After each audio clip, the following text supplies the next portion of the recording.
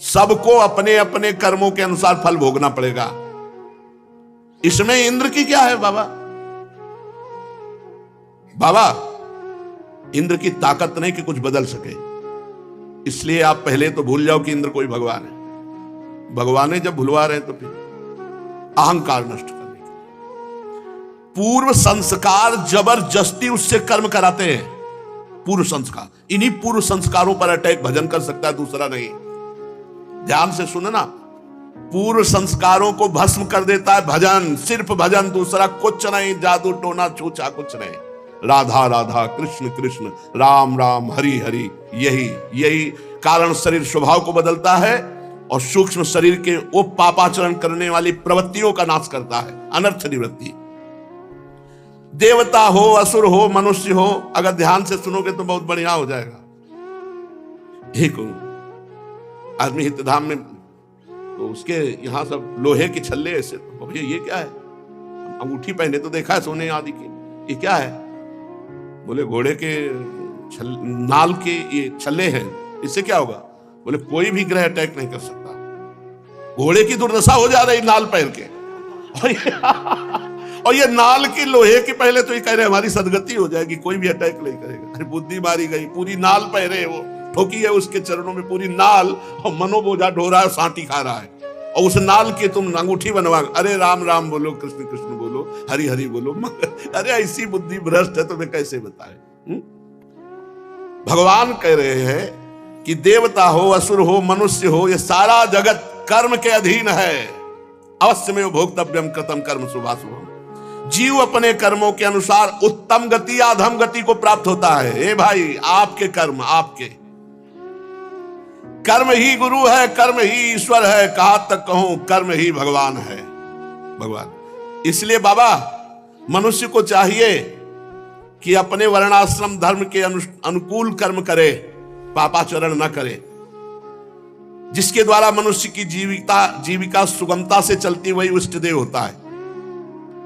अपने विवाहित पति को छोड़कर जो पर पुरुष से रति करते उसे जार स्त्री कहते हो। जार स्त्री की बड़ी दुर्गति होती है। जो अपनी विवाहित पत्नी को छोड़कर दूसरी स्त्रियों से वो व्यभिचारी पुरुष होता है, उसकी कभी शुभ गति नहीं हो सकती। वो यहां भी कष्ट पाएगा और वहां भी कष्ट पाएगा। इसलिए हम सबके आराध्य देव श्री गिरिराज महाराज हैं। आप इनको छोड़कर देवराज इंद्र की पूजा की बात करते हो। बाबा, हमारी जीविका गिरिराज जी से चलती है। कृषि, वाणिज्य, गोरक्षा, ब्याज लेना, ये वैश्यों की चार वार्ता वृत्ति है, अलग अलग वर्ण की। तो हम लोग गोपालन करते आए हैं।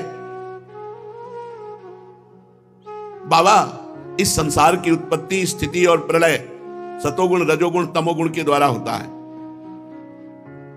रजोगुण की प्रेरणा से मेघगण सब कहीं जल बरसाते हैं, उसी से अन्न होता है, अन्न से सबकी जीविका चलती। इसमें बीच में इंद्र कहां से आ गया? पिताजी, ना हमारे पास कोई देश है, ना राज्य है, ना बड़े बड़े नगर के अधीन है।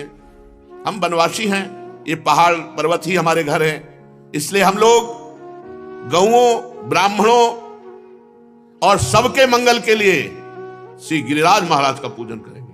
भगवान ने कहा। पीछे गिरिराज महाराज की महिमा सुनी है, मुझे लगता है 2 महीने के अंतर्गत ही हुआ होगा, 2-2.5 महीने हुए होंगे, 1 महीना। हाँ, गिरिराज जी महाराज की बहुत पावन महिमा। इंद्र का यज्ञ बंद, अब गिरिराज जी का पूजन होगा। खीर, हलवा, पूरी और मूंग की दाल, ब्रज का सारा दूध एकत्र कर लिया जाए। सब इन पदार्थों से गिरिराज महाराज का अभिषेक होगा और गिरिराज महाराज का भोग लगेगा।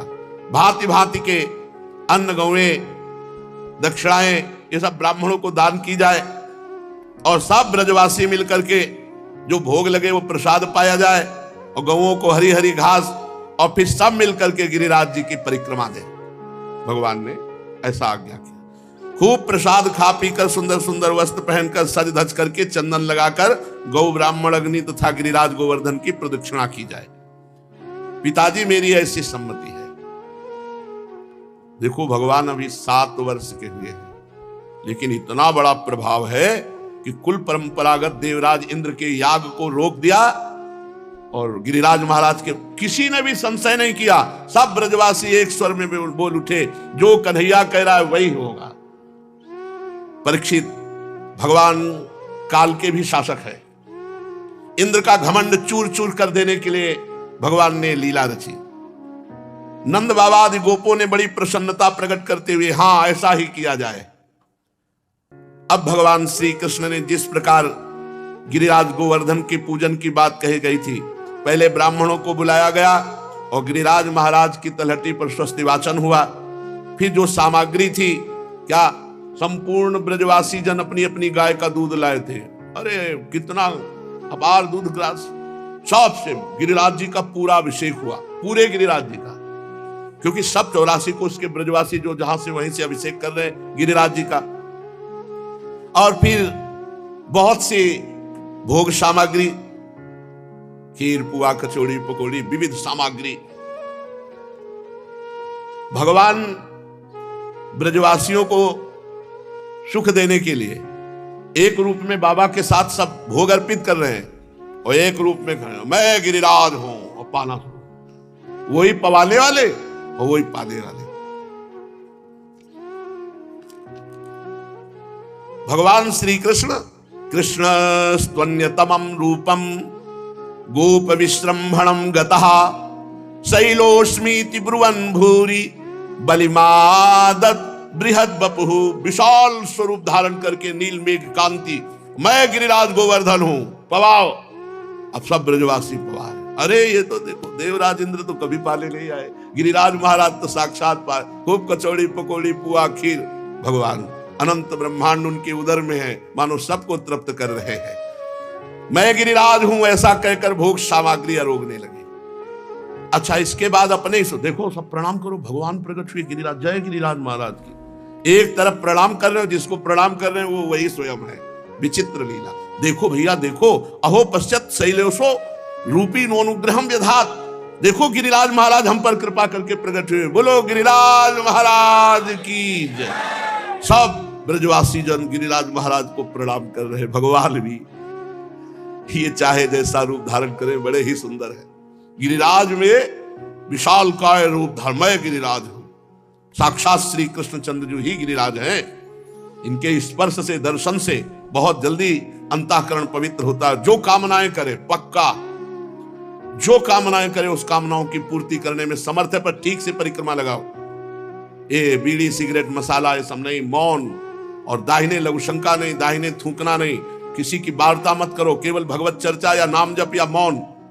और पूरे 21 किलोमीटर में महाराज विराजमान है। एक परिक्रमा करके देखो कैसा आह्लाद होता है, कैसा आनंद होता है। बनवासी जितने ब्रजवासी जन है सब इनका आदर करें, और जो इनका आदर नहीं करेगा वो पतित हो जाएगा।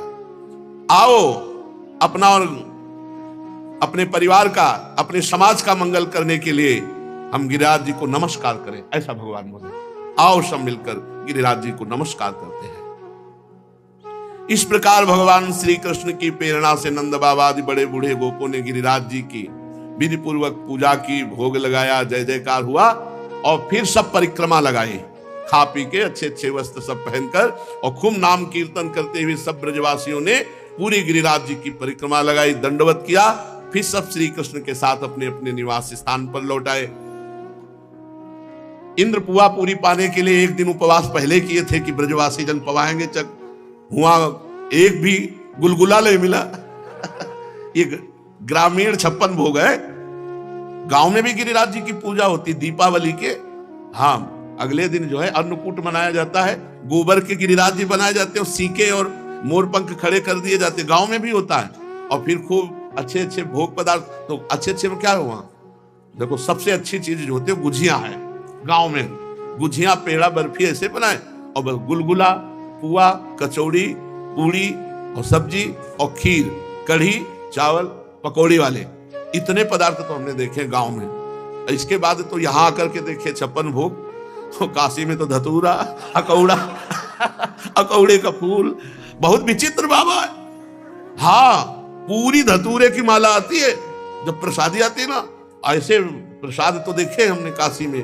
ये वाले जो 56 भोग है, काशीनाथ का जो पूजन होता है बड़े विचित्र विचित्र वहां तो भोग लगते हैं, बड़े विचित्र भोग, अच्छे और स्वादिष्ट भोग भी लगते हैं, पर ये भोग सब कोई नहीं पा सकता। सीधे चिता की भस्म चढ़ती है, अखंड चिता जलती है, अखंड 100 200 100 रखे ही रहते हैं।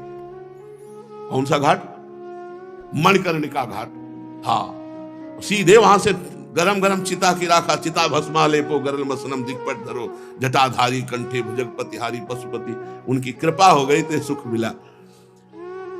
देवराज इंद्र ने देखा एक भी गुलगुला भगवान को नहीं समर्पित किया गया। हर साल तो खूब चकाचक सब देवता भोग पाते थे, देवराज इंद्र भी।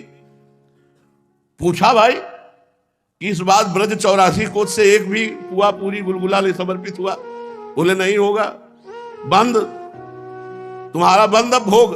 किसने बंद किया? बोले कृष्णचंद्र जी ने, कन्हैया ने। अब तो भारी क्रोध देवराज इंद्र को आ गया। इंद्र को अपने त्रिभुवनपति होने का घमंड था, इसलिए भगवान ने उनके घमंड को चूर कर दिया। तिलमिला उठे क्रोध से देवराज इंद्र, और जो सृष्टि का विनाश करने के लिए सांवर्तक नाम के मेघगण हैं, उनके बंधन छोड़ दिए और आदेश किया, जाओ ब्रज को प्रलय रूपी जल से नष्ट कर दो। अब सांवर्तक नामक गण, मेघगण ब्रज पर आ गए। देवराज इंद्र का ग्वाल बालों का इतना घमंड कि हमारा पूजन छोड़ दिया। सचमुच एक बालक के कहने पर देखो बुद्धि खराब हो गई, बुद्धि खराब हो गई। और इन असुरों से जब इनकी पिटाई हुई थी ना, तो यही सब ब्रह्मा जी के पास जाके अवतार के लिए प्रार्थना किए थे। बड़े स्वार्थी देवता है, जरा सा कचौड़ी पकौड़ी गुलगुला नहीं मिले तो भगवान को अब शब्द बोलने लगे। अरे एक दिन भूखे रहते तो क्या है? वाचालम बालिशम स्तब्धमज्ञम पंडितमानिनम कृष्णम मर्त्यमुपाश्रित्य गोपो में चक्र प्रियम। वाचालम बहुत बोलने वाला, बालिशम नादान, स्तब्धमज्ञम अभिमानी, पंडितमानिनम अपने को बड़ा ज्ञानी मानने वाला, मृत्यु का शिकार, मुझ देवराज इंद्र की अवहेलना कर दी। ऐसी वर्षा करवाऊंगा कि सब पशु पक्षी सब स्त्री पुरुष सब मर जाएंगे केवल वर्षा में ही। मोटी मोटी खंभे की धार, बूंदे नहीं।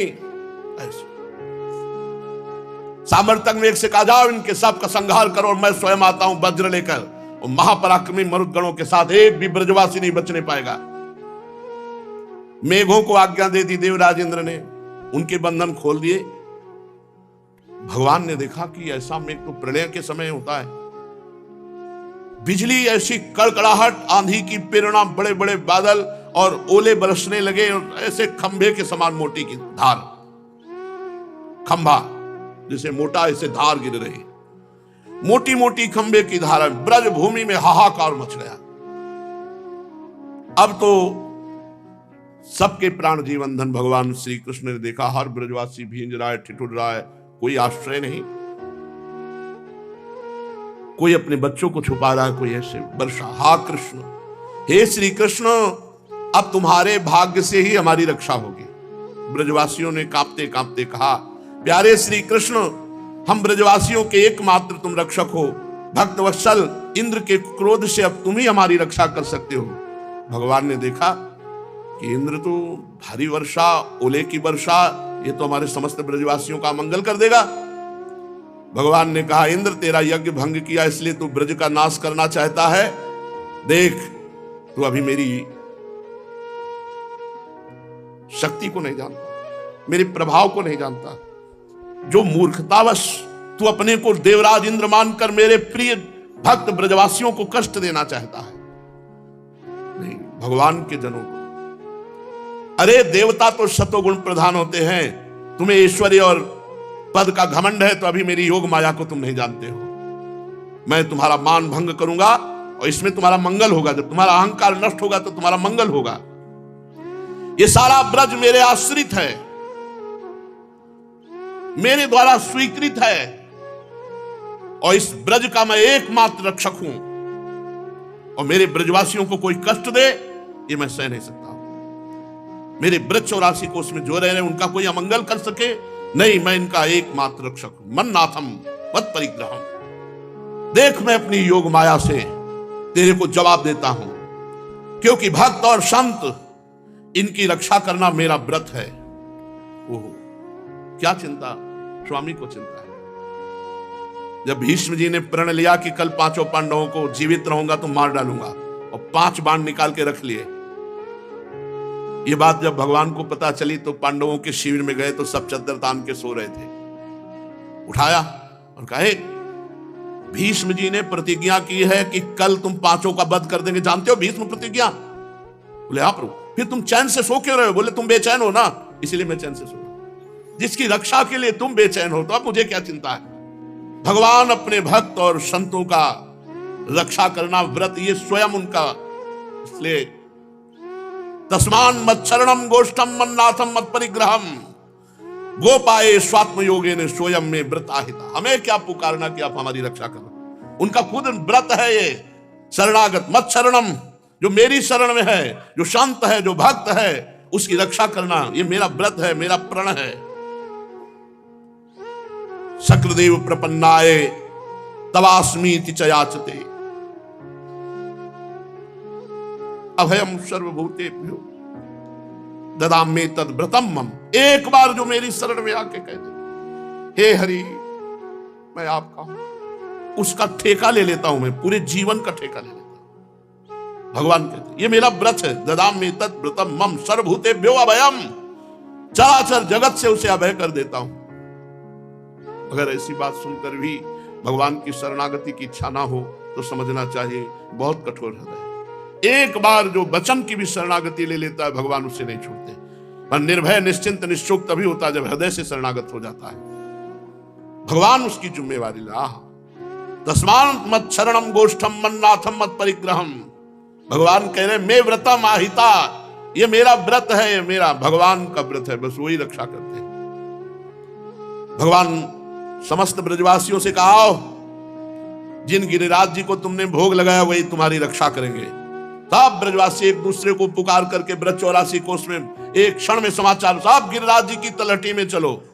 और भगवान गिरिराज जी के समीप जाकर जैसे बरसाती छत्ते को, बरसाती छत्ता देखा है, जब पानी बहुत गिरता है तो ऐसे छोटे छोटे निकलते हैं, ऐसे जैसे बच्चा कोई बरसाती छत्ते को उखाड़ करके हाथ में ले ले, ऐसे भगवान गिरिराज गोवर्धन को वैसे उठा लिया। ऊपर से सुदर्शन चक्र का तेज, एक बूंद भी पानी ब्रज में नहीं।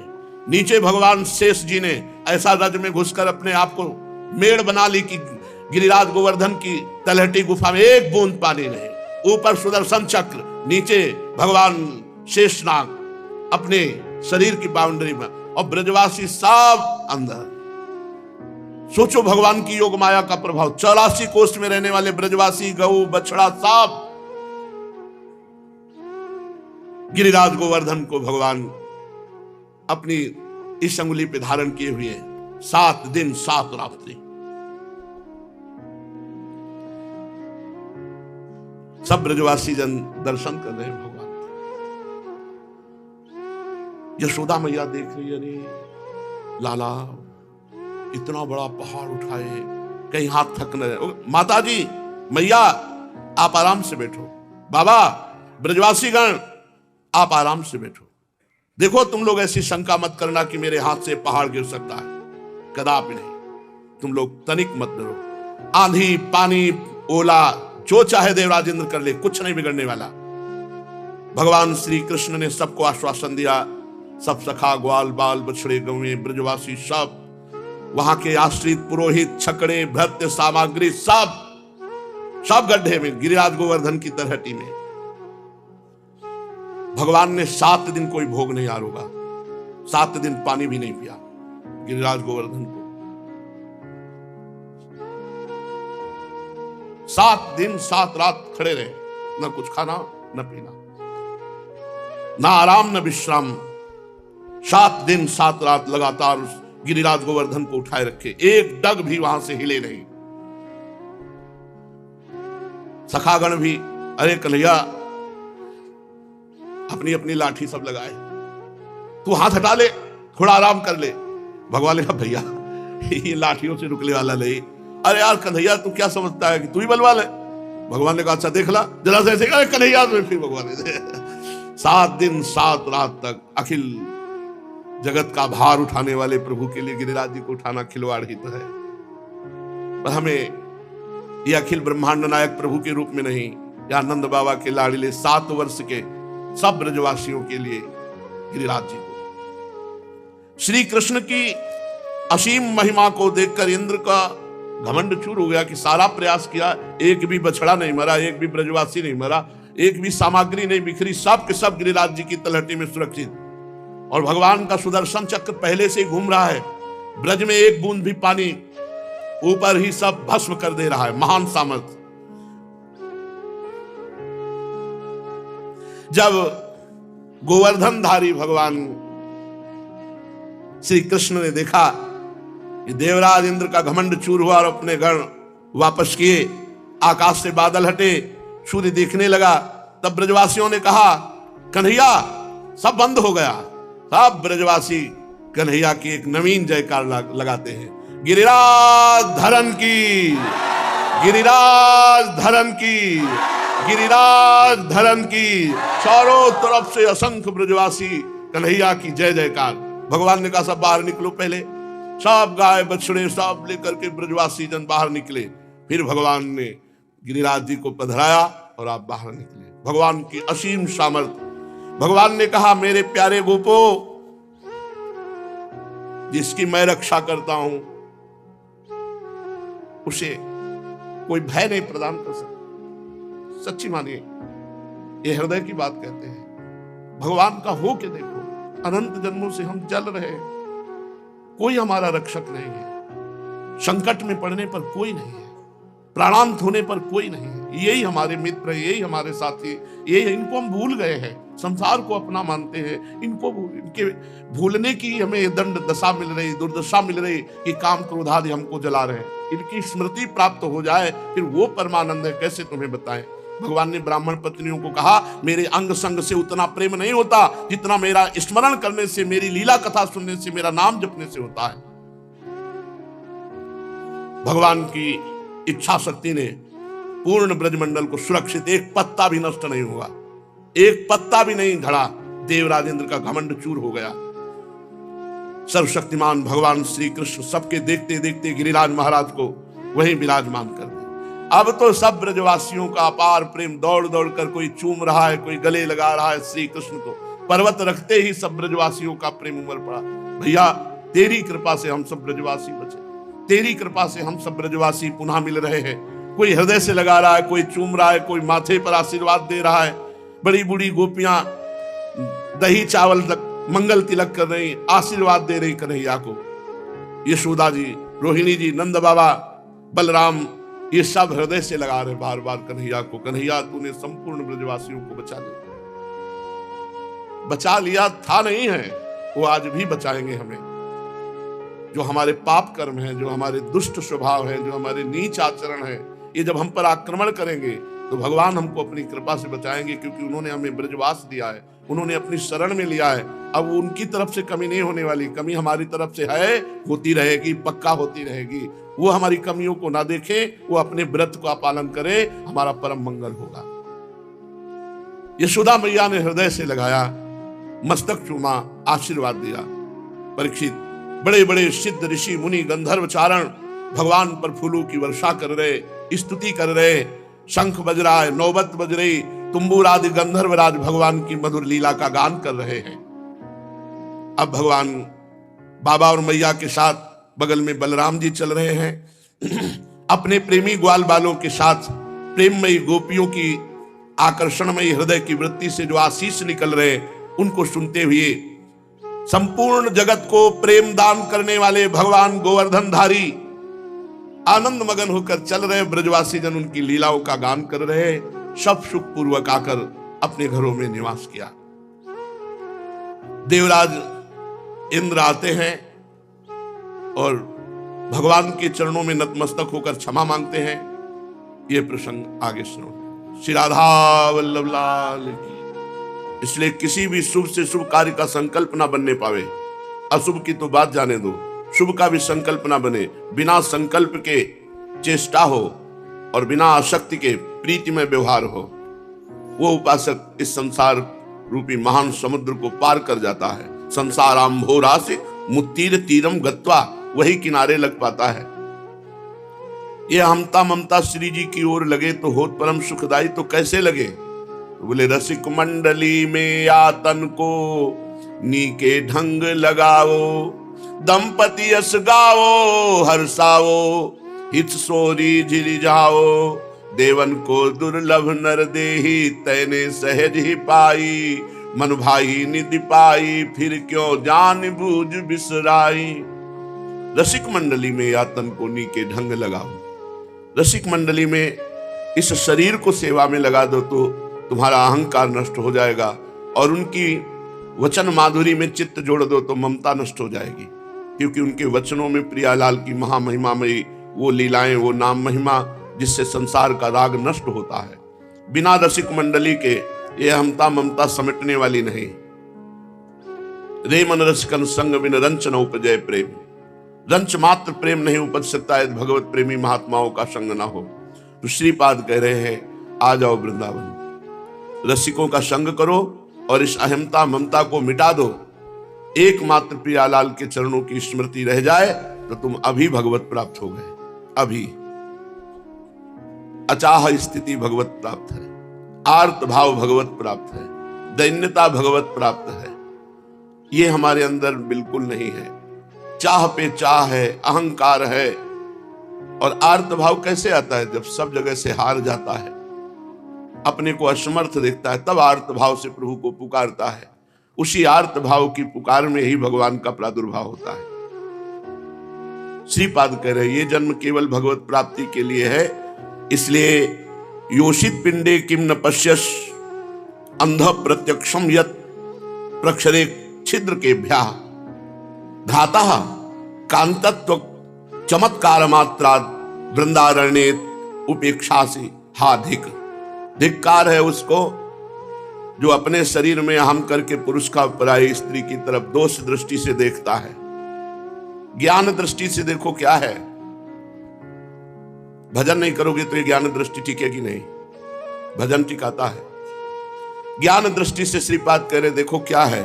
योषित पिंडे किम न पश्यत अंधम, अरे अंधे तुझे दिखाई नहीं दे रहा कि जैसे तेरी चमड़ी शरीर में लगी हुई अंदर मांस है, छिद्र है, बस ऐसा ही है। क्यों बावरा बन रहा है, अपने जीवन को नष्ट कर रहा है। पर स्त्रियों की तरफ काम भाव से देखने से अपनी आयु नष्ट होती है, सुकृत नष्ट होते हैं, तेज नष्ट होता है, बुद्धि भ्रष्ट होती है। कितनी हानि ही हानि है। अरे अंधे तू क्या नहीं देख रहा है कि केवल ऊपर से चमड़ी लगी हुई है, अंदर सब गंदा ही गंदा है। भ्राता हे भाई, कांतत्व केवल चमड़ी का चमत्कार है। जैसे रेशम के बढ़िया थैले में अंदर मल भर दिया जाए और ये आप देख ले, फिर क्या उस रेशम के थैले को आलिंगन करोगे? क्या आपको विष्ठा ही दिखाई देगा। ऐसे ही ज्ञान नेत्र प्रकट हो जाए तो आपको घृणा हो जाएगी संसार के भोगों से। ब्रह्मादिक के भोग सब विष सम लागत ताहि, नारायण ब्रज चंद की लगन लगी है जाहि।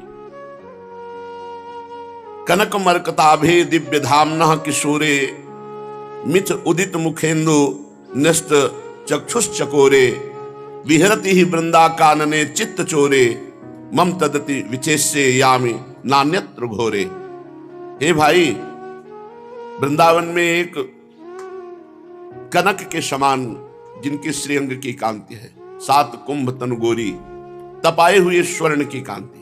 और मरकताभे एक है मरकतमणि, इंद्रनील मणि श्याम मनोहर, 7 कुंभ तन गोरी। ये दिव्य धामना, इसी वृंदावन दिव्य धाम में किशोरे मिथ उदित, ये यहां प्रकाशित हो रहे हैं। भाई एक बार इनको देखने की ठान लो कि वृंदावन में विराजमान नित्य बिहारी, रास बिहारी, श्री प्रिया प्रीतम, एक बार मैं इनका साक्षात्कार करूंगा। ऐसा हृदय में लगाकर लगन, और वृंदावन की बीथियों में खोजो उनको, राधा राधा राधा पुकारते हुए। ये अन्यत्र घोर संसार में भोगों की खोज में बहुत जन्म लगा दिए, एक जन्म प्रिया प्रीतम की प्राप्ति के लिए लगा दो। आहा न महता मप्यत्र किम हंत मोहा, क्षमयति हठादियद ब्रह्मता मीस्तांच। आहा, यदि आप नहीं चाहते तो कोई महापुरुष आपको कैसे बचा सकता है संसार से? ध्यान दीजिए। आहा न महता मप्यत्र किम हंत मोहा, यदि तुम मोह से युक्त होकर संत महापुरुषों पर भाव नहीं कर पाते, श्रद्धा विश्वास पूर्वक उनकी बात नहीं मानते, तो फिर कोई भी महापुरुष तुम्हारा कल्याण करने में समर्थ नहीं है। मोह का नाश करो। किसी भी रसिक महापुरुष के चरणों का आश्रय ले लो। न कलयति स राधा नूपुर ध्वनि मुग्धो हरि रवि रहदाढ़ा संति वृंदावने चेत। यदि तुम किसी रसिक महापुरुष का आश्रय ले लोगे और उनके द्वारा बताए हुए नाम मंत्र को जपोगे तो तुम्हारे कानों में वो नूपुर ध्वनि सुनाई देगी प्रिया की, जो श्री हरि के चित्त को चुरा लेती। नूपुर ध्वनि वो प्रियाजू की नूपुर ध्वनि है, जिनकी नूपुर ध्वनियों से अनेक मंत्रों का प्रादुर्भाव हुआ है। ऐसी नूपुर ध्वनि है जो स्वयं हरि सुनकर मोहित हो जाते हैं। फिर क्या तुम्हारा मन बुद्धि चित्त अहंकार ये अंतःकरण चतुष्टय प्रेम में नहीं डूब जाएगा? डूब जाएगा। और बिना रसिक महापुरुष की कृपा के ये मार्ग ही नहीं मिलता है। तो नूपुर ध्वनि और बंसी ध्वनि सुनने की तो बात जाने दो, भावना ही नहीं बन पाएगी। जब बड़े बड़े योगिंद्रों मुनिंद्रों की भावना नहीं बन पाती तो साधारण जीव की क्या? पर रसिक महापुरुष मिल गए तो अब कुछ दुर्लभ बात नहीं है। पूज्यपाद शिवड़िया बाबा जी महाराज ब्रह्मबोध संपन्न महापुरुष, जो हमारे जीवन के आदर्श महापुरुष है। गंगा किनारे सब कुछ छूट गया पर वाणी बाबा की छवि, बाबा के वचन ही पूरा जीवन है। जो वैराग्य हुआ वो बाबा के वचनों में ही स्थिति रही। जहां एकांत में स्वाध्याय करते एक आग लग जाती।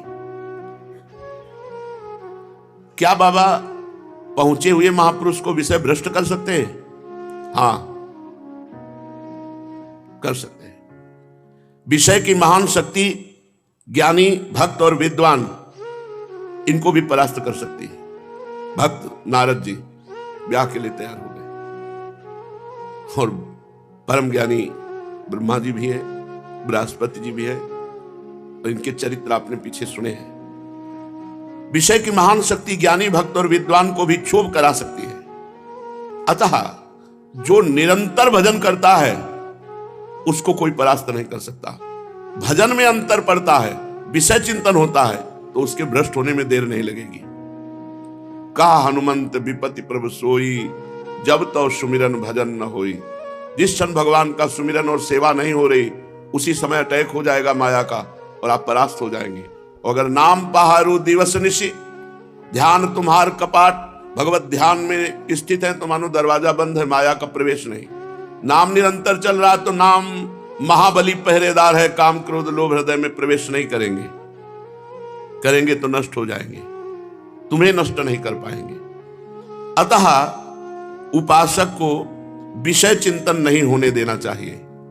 जो इंद्रियों के सुख का चिंतन करता है उसको भ्रष्ट होना ही पड़ेगा।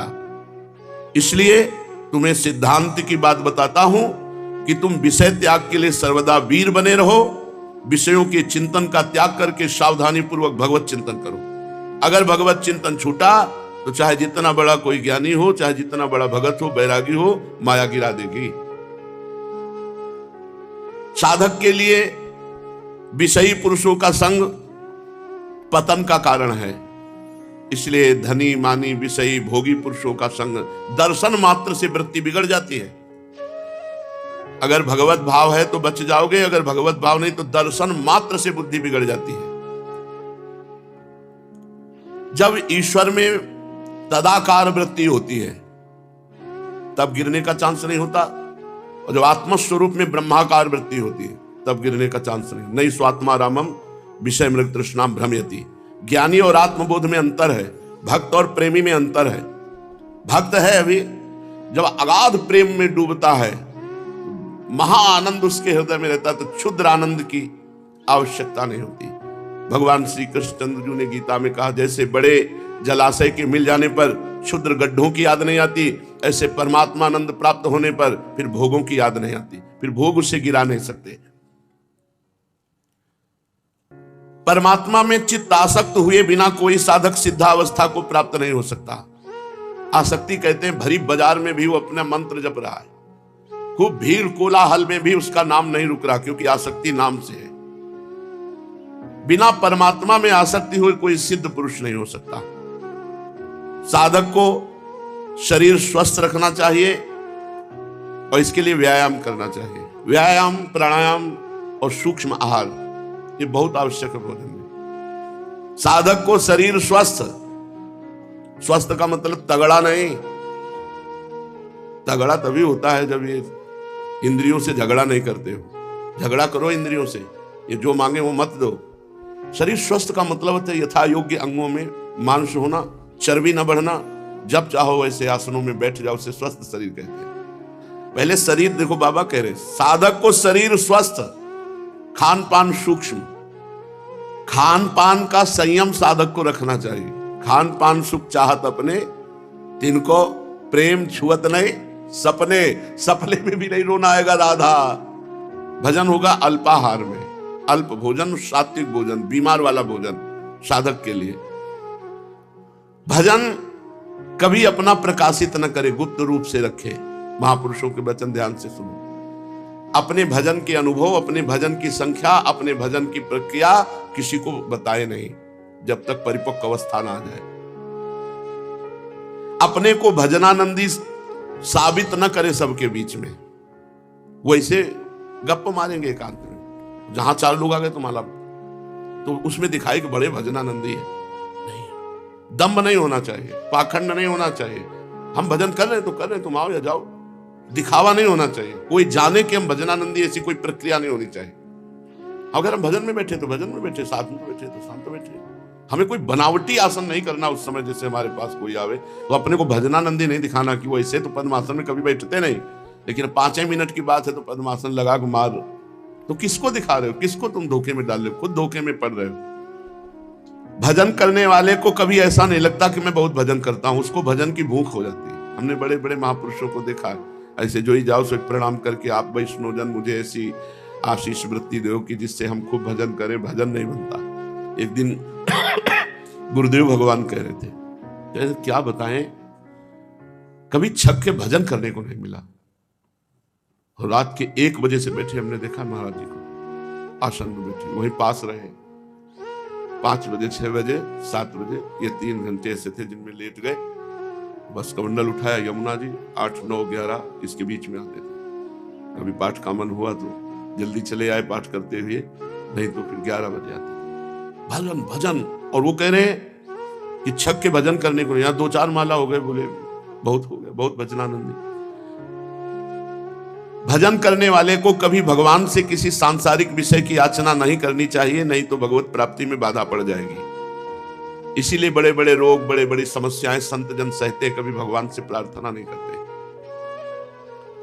और प्रार्थना का बहुत बड़ा प्रभाव पड़ता है। संकल्प कर ले तो फिर सकामता, यदि हम पर उपकार के लिए करते हैं तो वो कभी हमारी हानि नहीं कर सकते, लेकिन अपने सुख के लिए कभी अपने भजन का प्रयोग न करें। बहुत ऐसी लीलाएं देखी है जो सोचते ही तत्काल पूर्ण हो जाए। श्रीमद चतुराशी जी, राधा नाम, ये ऐसी अमोघ वस्तुएं पर जीव इनका प्रयोग करना नहीं जानता, इन पर श्रद्धा और विश्वास नहीं हो पाता। वैसे भगवान से कभी अपने लिए कुछ ना मांगे। बोले अपने लिए ना मांगे तो अपनी व्यवस्था, वो सर्वज्ञ जिनका भजन करते हो अपने आप व्यवस्था करेंगे, अपने आप करेंगे। आप नाम जापक हैं, आप आचार्य ग्रंथों का पाठ करते हैं, आप जो सोचेंगे वही हो जाएगा पक्का। पर आप में उतना जप होना चाहिए, उतना एकाग्रता होनी चाहिए, उतना भाव होना चाहिए। जब भगवान को अधीन कर सकते हो, नाम बाड़ी जहां श्याम श्यामा तहां, तो कौन से ऐसे कार्य नहीं हो सकते। पर अपने लिए प्रयोग नहीं किया, अपने लिए भजन में बहुत बड़ी सामर्थ्य है। विश्व के पापों का नाश, विश्व का मंगल भजन में। आप अपने जीवन को राधा नाम में लगाओ, आप पवित्र आचरण करो, आप गंदे आचरण मत करो, आप सदग्रंथों का स्वाध्याय करो। देखो क्या नहीं हो जाएगा, क्या नहीं हो जाएगा। बचपन से देख रहा हूं ये, तभी कह रहा हूं अगर अनुभव ना होता तो माइक से कह देता कि जिंदगी बर्बाद मत करो। बचपन अगर ऐसे हो गया कि कदम तुम्हारा नहीं बढ़ेगा तो कदम नहीं बढ़ेगा। भजन में अपार सामर्थ्य है। आप लोग मारे घूम रहे हो, आशीर्वाद मिल, कहां किसका आशीर्वाद? आचरण सही नहीं करोगे, भजन नहीं करोगे तो किसी का आशीर्वाद नहीं, और भजन करोगे तो जा पर कृपा राम की होई, ता पर कृपा करे सब कोई। सब आशीर्वाद आपके पास आ जाएंगे। जैसे समुद्र में कोई याचना की वृत्ति नहीं है, लेकिन अपने आप नदियां उमगती हुई समुद्र की तरफ जा रही, ऐसे ही धर्मशील, तपस्वी, भजनानंदी, पवित्र आचरण वाले के पास सुख संपत्तियां अपने पास आ जाती, अपने आप उसको घेर लेती है। साधक को संसारी पुरुषों के बीच में बैठकर बातें करना, संसारिक उनके दिए हुए भोगों को भोगना, ये सब दिखावटीपना पैदा कर देता है। साधक में दिखावटीपना आ जाता है। बहुत बड़े सिद्ध महापुरुष के वचन है। इसलिए संसारी पुरुषों के बीच में बैठकर संसारिक बातें मत करो, उनके द्वारा दिए हुए भोगों को मत भोगो, नहीं तो पाखंड आ जाएगा, दिखावटीपना, दंभ आ जाएगा। साधक वही है जो इतनी बातों को छोड़ देता है। ध्यान से सुनो। पाप कर्म, छल, कपट, मान, आवश्यकता से अधिक वस्तुएं, धन, स्त्री की आसक्ति, परनिंदा, परचर्चा, अहंकार, पाखंड, अगर इन दोषों को त्याग दे तो बहुत जल्दी भगवदानंद आ जाए। बहुत जोर की माया है, एक घुसा दोष तो 10 को बुला लेगा। परदोष दर्शन साधक को भगवत प्राप्ति के मार्ग से हटा देता है। परदोष दर्शन, दूसरे में दोष देखने वाला भगवत मार्ग का अनुयायी नहीं हो सकता। साधक को सांसारिक झगड़ों से तो दूर रहना ही चाहिए, सांप्रदायिक झगड़ों से भी दूर रहना चाहिए। हम भगवत प्राप्ति के लिए निकले हैं। हमारा संप्रदाय, तुम्हारा संप्रदाय, ये छोटा वो बड़ा, ये झगड़ा वो झगड़ा, लगो तुम सब राधा राधा राधा, रात दिन अपने भजन में लगना। संप्रदाय का मतलब होता मार्ग। हमें जो गुरु ने मार्ग दिया उस मार्ग में चल, झंझट नहीं, लड़ाई झगड़ा नहीं, बड़ा छोटा नहीं, निंदा स्तुति नहीं। निरंतर नाम जप, अपने आराध्य देव का पूजन और आराध्य देव के ध्यान में समय बिताना चाहिए। सांप्रदायिक झगड़ों झंझटों में नहीं पड़ना चाहिए। महापुरुषों के वचन जो है ना, हृदय में दृढ़ हो जाए तो कोई फांस नहीं सकता है। साधक को चाहिए निरंतर नाम जप करने का अभ्यास, चाहे एकांत हो चाहे समाज हो, हमारा नाम जप चले। अगर नींद आने लगे तो खड़ा हो जाए, आलस्य सताने लगे तो ऊंचे शब्दों से नाम कीर्तन करने लगे। जो भगवत समर्पित होता है, ध्यान दीजिए, जो भगवत समर्पित होता है उसके सब कर्म भजन माने जाते हैं। जो भगवत समर्पित होता है उसके हर एक कर्म भजन माना जाता है। जो समस्त दुखों को शांतिपूर्वक सहते हुए भगवत भजन करता है, बहुत जल्दी सिद्ध हो जाता है। क्रोधी क्षमाशील नहीं है, दूसरों से बैर करता है, दूसरों की बुराई करता है, वो कभी साधु हो सकता है, कभी भजन कर सकता है? असंभव। अद्वेष्टा सर्वभूतानां मैत्रः करुण एव च निर्ममो निरहंकारा सम दुखा सुखा छवि। जो किसी के दोष दर्शन नहीं करता, किसी पर दोष भाव नहीं रखता, समदर्शी वृत्ति है, सबसे मित्रता का भाव, करुणा का भाव। पर मित्रता करता है, ममता नहीं, करुणा करता है पर अहंकार नहीं। अद्वेष्टा सर्वभूतानां मैत्रः करुण एव च निर्ममो निरहंकारा, ममता रहित, अहंकार रहित, सुख दुख में समान भाव और क्षमावान ही भगवान कह रहे, वो मुझे बहुत प्रिय है। भक्त वही है जो अपने को सबसे छोटा मानता है, वही निकल जाएगा। चेकिंग नहीं होगी। बड़े वाहनों की चुंगी लगती, चेकिंग होती, छोटा बनोगे माया चेक नहीं करेगी।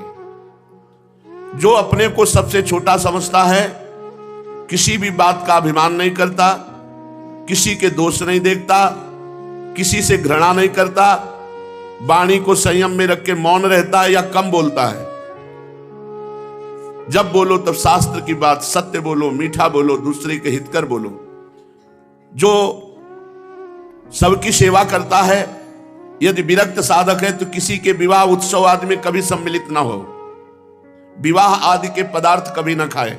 जो विवाह में पदार्थ बनते उनको कभी ना खाए, श्राद्ध का भोजन ना पाए, राज अन्न ना पाए, ग्रह नक्षत्रों के दान का कभी ना पाए, नहीं भजन में बाधा पड़ जाएगी। अगर ये साधक में है सद्गुण तो विश्वास करो ये सद्गुण उसे भगवत प्राप्ति करा देंगे। धन और स्त्री, इससे जो बच गया उसके मुंह में यमराज कभी कालिक नहीं पोतेंगे। बहुत बड़ा आकर्षण है रुपए का और ये माया का। अविनाशी भगवान की प्राप्ति में माया ने 3 खाइयां खोद रखी है। कंचन, कामिनी, कीर्ति। जो इनको पार कर गया, अनासक्त हो गया, वही भगवान के पास पहुंच गया, नहीं इन खाइयों में गिर जाता है। दीनता, भगवत चिंतन और सद्गुरु अधीनता, यह साधक को सिद्ध बना देती है। दीनता, भगवत चिंतन और सद्गुरु की अधीनता, गुरु की अधीनता। भजन में ये 5 विघ्न हैं जो भजन होते हुए भी भगवदानंद नहीं होने देंगे। लोक में मान प्रतिष्ठा को स्वीकार कर लेना, मेरी देश देशांतर में ख्याति हो जाए ऐसा संकल्प बना लेना, हमारा बैंक बैलेंस बहुत जोर का हो जाए, धन लाभ हो जाए, कोई सुंदर स्त्री देख करके भोग वासना उदय हो गई, या जो हम सोचे जो चाहे वो हो जाए। ये 5 बातें भजन के फल को उदय नहीं होने देती। भगवदानंद, लोक में मान प्रतिष्ठा की चाह, देश देशांतर में ख्याति होने का संकल्प, और हमारा अधिक से अधिक धन संग्रह, बैंक बैलेंस, स्त्री रूप में आसक्ति और संकल्प सिद्धि, जो चाहो वो हो जाए, इससे भगवत प्राप्ति नहीं। ये साधन भगवत प्राप्ति करा देते हैं। पहला सहन करना है, सब कुछ सहन करना है, गाली सहन करना है, निंदा सहन करना है, भूख प्यास सहन करना है, सर्दी गर्मी सहन करना है, मान अपमान और भजन के सुख को भी सहन करना है, उसमें फूलना नहीं है। दूसरा, अव्यर्थ कालत्व, एक क्षण भी समय भजन के बिना ना जाए, कबहू काल वृथा नहीं जाए, एक सेकंड भी भजन से अलग न जाए। तीसरा, पदार्थ पास होते हुए भी भोगने की इच्छा ना होना, भोग सामग्री पास है पर भोगने की इच्छा नहीं। पहला है सहनशील, बहुत ये तितिक्षा साधु का आभूषण है, गहना है, सहनशील, सब कुछ सहना है, एक क्षण भी व्यर्थ न जाए ऐसे भजन में लगे रहना है। और ऐसा वैराग्य कि पास में भोग सामग्री भोग सकते हो लेकिन ना ही भोगने की इच्छा ही नहीं, ऐसा वैराग्य। अपने इष्ट देव का निरंतर चिंतन, निरंतर समुत्कंठा नाम गाने सदा रुचि, उत्साह पूर्वक अपने इष्ट का नाम, जैसे हम 500-500 रुपया गिनने में उत्साह नहीं रखते, इतने हो गए, ऐसे अधिक से अधिक नाम जप, समुत्कंठा नाम गाने सदा रुचि, लोभी जी में प्रिय दाम, ऐसे मुझे भगवान नाम प्रिय हो। 5वां, सदगुरु के हाथ बिक जाना, सदगुरु ने नाम दिया, मंत्र दिया, मैं बिका हुआ हूं, मेरे जीवन का अस्तित्व सदगुरुदेव है, उनका आदेश ही इस जीवन में है क्रियात्मक होना, नहीं तो मेरी कोई रुचि नहीं, मेरी कोई इच्छा नहीं, मेरा कोई अस्तित्व नहीं, मैं तो बिका हुआ हूं। जब ये बातें हमारे हृदय में आ जाती हैं तो क्रोध करने वाले पर क्षमा, अपमान करने वाले का भी मंगल भावना, ये दिव्य सद्गुण उसके अंदर आ जाते हैं। भगवान 4 पर बहुत प्रेम करते हैं। जो अपनी भोग सामग्री को अभावग्रस्त किसी को पवा देता है, दे देता है, उसे दान कहते हैं। भगवान उससे प्रसन्न होते हैं। पर जो गरीब है और गरीब होकर के दान करता है तो भगवान उससे अधिक प्रसन्न होते हैं, अधिक प्रेम करते हैं। भगवान परोपकारी शूरवीर पर प्रसन्न होते हैं। जो जैसे कुछ अमंगल कार्य हो रहा है, आप बीच में कूद पड़े और बचा लिए, किसी माता बहन को कोई गलत दृष्टि से देख रहा है या किसी असमर्थ को कोई छीन रहा है, तो उसमें कूद पड़े और अपने ऊपर प्रहार सह करके बचा लिए, भगवान बहुत प्रसन्न होंगे। पर जो विचारवान होकर शरीर राग त्याग कर देता है, भगवान उससे सबसे ज्यादा प्रसन्न होते हैं। भगवान भजन करने वालों पर प्रसन्न होते हैं। पर जो बाल्यावस्था से भजन करता है उससे भगवान बहुत प्रसन्न होते हैं। भगवान भक्त से प्रसन्न होते हैं, पर जो बचपन से भगवान की भक्ति करता है उससे बहुत प्रसन्न होते हैं। अब भगवान क्रोध किस पे करते हैं? जिसके पास बहुत धन होता है और वो केवल अपने भोग में ही प्रयोग करता है, भगवान उस पर क्रोधित होते हैं।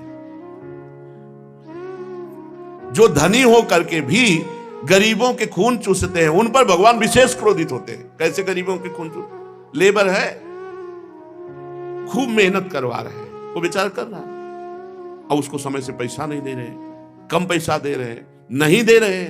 ये खून चूसना हुआ, खून पसीने की कमाई, ऐसा होता है। ऐसे लोगों पर भगवान बहुत नाराज होते हैं। भगवान क्रोध करते हैं उस पर जो लोभी होकर के, धनी होकर के, महान धनी है पर वो अपने भोग सामग्री को किसी पर हित नहीं करता, तो भगवान को गुस्सा आता है।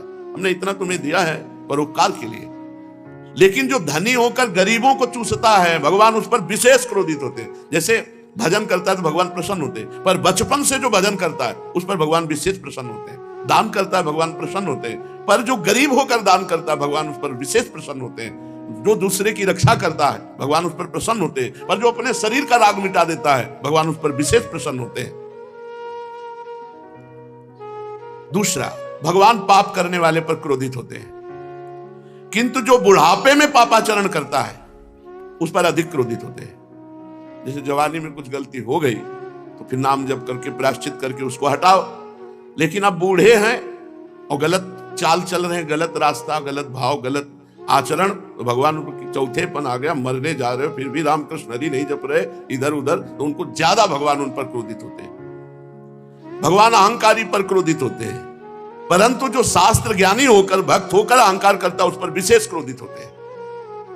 क्रिया भ्रष्ट पर भगवान क्रोधित होते हैं, किंतु जो साधु होकर क्रिया भ्रष्ट होता है उस पर भगवान विशेष क्रोधित होते हैं। ये चार बात पूज्यपाद श्री उड़िया बाबा जी के वचन, इन महापुरुषों के वचन गुप्त ही शास्त्रों में रखे, इसलिए भगवत प्रेरणा से आप लोगों के कान में बिल्कुल एक शब्द भी भगवान के वचन के समान है, एक शब्द भी मिस्टेक नहीं। पूरे जीवन भर ये हमारा मतलब संविधान समझो, जैसे भारत का संविधान ऐसे भागवतिक संविधान, ये सदैव हमारे पास सब कुछ छोड़ दिया है, ये बगले में रहे, इनके बिना हम जी नहीं सकते। और आज भी ये जीवन धन है, यही आदर्श है, इन महापुरुषों के आदर्श से ही जीवन चलता है और इन्हीं के बल से ही चला जा सकता है। चलते हैं श्रीमद् भागवत महापुराण। अभी आपने सुना भगवान को अहंकारी पसंद नहीं। भगवान ने देखा देवराज इंद्र को अहंकार हो गया है, जिसका अहंकार बढ़ जाता है फिर भगवान उसका घटाते हैं, बहुत अच्छे तरह से घटा देते हैं। भगवान अपि तत्रैव बलदेवेन संयुतः अपश्यन्निव संगोपा निंद्रयाग कृतोद्यमान। भगवान श्री कृष्ण बलराम वृंदावन में रहकर अनेक प्रकार की लीलाएं कर रहे हैं। एक दिन देखा कि बड़े कचौड़ी पकौड़ी पुआ खीर और बड़ी सब व्यवस्था हो रही। अंतर्यामी सर्वज्ञ भगवान सब कुछ जानते हैं, उनसे कोई बात छिपी नहीं है। सब जानते हुए भी अनजान बन करके नंद बाबा के पास गए और विनय पूर्वक कहा, बाबा ये सब बूढ़े बूढ़े ब्रजवासी वहां भी बैठे थे, ये सब लोग कौन सा उत्सव आ गया कि आज घर घर में पकवान बन रहे हैं, सब बड़ा भोग तैयार हो रहा है, ये कौन सा उत्सव है और इसका फल क्या है और किस उद्देश्य से कौन लोग किन साधनों के द्वारा ये यज्ञ किया करते हैं? बाबा आप मुझे अवश्य बताइए। देखो मेरे आप पिता हो, मैं आपका पुत्र हूं और ये बातें सुनने के लिए मुझे बड़ी उत्कंठा भी है। पिताजी, जो संत पुरुष हैं उनको हृदय से यदि जो अपना मानते हैं तो सब बातें बता देते हैं, छुपाते नहीं है।